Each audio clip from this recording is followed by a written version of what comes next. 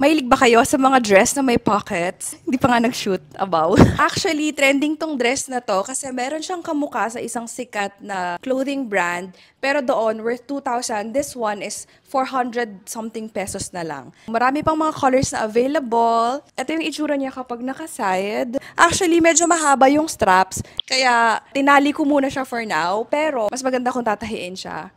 So, kung medyo matangkad kayo, kasi 4'11 lang ako eh. So, ito yung length niya sa akin. Pwede rin siya para sa mga tall girlies. Garterize yung top niya. Kahit gifted din kayo dito sa may taas na banda, or bigger kayo sa akin kasi small ako, perfect din siya. Ang suot ko pala ngayon is ito, from TikTok shop rin. I cannot believe na 160 pesos lang siya. Ipapakita ko sa inyo. Rubber ata yung material nito. Basta sobrang gaan niya. Sa lahat ng mga sandals na nabili ko sa TikTok shop, dito talaga hindi ako mapapahiya.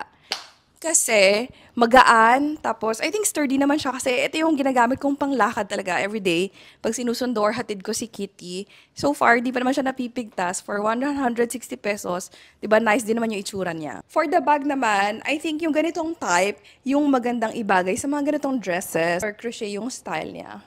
Perfect siya for summer or kahit malling or ganyan. Ganda. Thalia nga pala yung tawag sa dress na to. And sa shop na to, marami pa silang magagandang dresses na may pockets din ata. I-check natin kung lahat may pockets.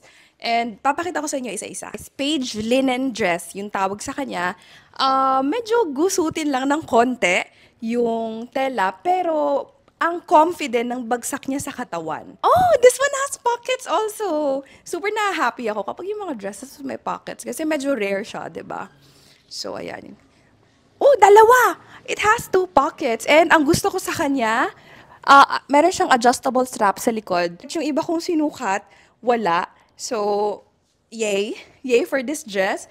And ganito naman yung length niya sa akin. Hindi siya super long na ankle length.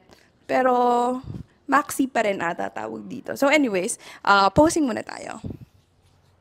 Medyo baby doll yung style niya, na ganyan. Tapos yung parang garterized na part is sa likod lang. So parang plain talaga siya dito. And parang mas mabigat ito. Pero linen pa rin ata yung nakasulat eh. Alicia linen dress yung pangalan niya.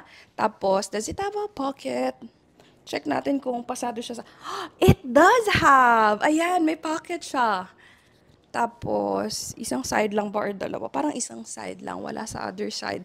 And ang gusto ko sa kanya is adjustable. Ayan, adjustable yung straps niya. So, no need na ako magtahi. Ang dami nagtatanong, saan ko ba daw nabili yung contact lens ko? Papakita ko muna sa inyo kung ano itsura niya ng malapitan. Disclaimer, may filter ako, pero para lang may lashes. Pero dun sa eyes, walang naka-filter dyan. So, ganyan yung itsura niya. Parang meron siyang lighter shade sa ilalim. Tapos brownish siya.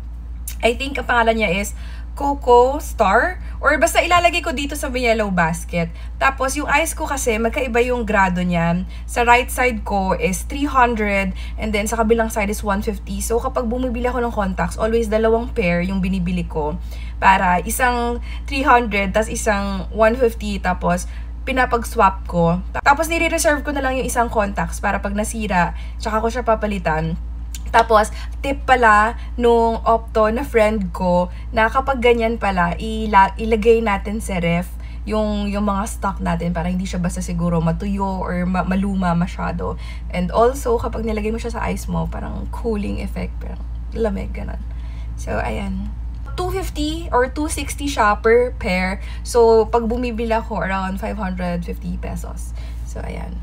Kung meron lang akong issue sa kanya, since meron siyang parang lighter shade, minsan nag-iikot siya, like ngayon. Yung lighter shade nito is nandito sa baba. And then the other one is dito sa may taas. So, hindi ko sure ano ba dapat yung orientation niya, na kung nasaan siya. Like, parang feeling ko mas tama yung dito na side. So, trigger warning, susundutin ko yung kamay ko. Kung ayaw nyo, swipe away. Okay? So, nag-wash ako ng hands kanina before ako naglagay ng contacts. So, ganyan ba yung tamang orientation? Hindi naman natin siya mababantayan the whole day. So, ayun lang. So, para lang alam nyo. Anyways, ayun siya. Check the yellow basket for my graded contact lenses.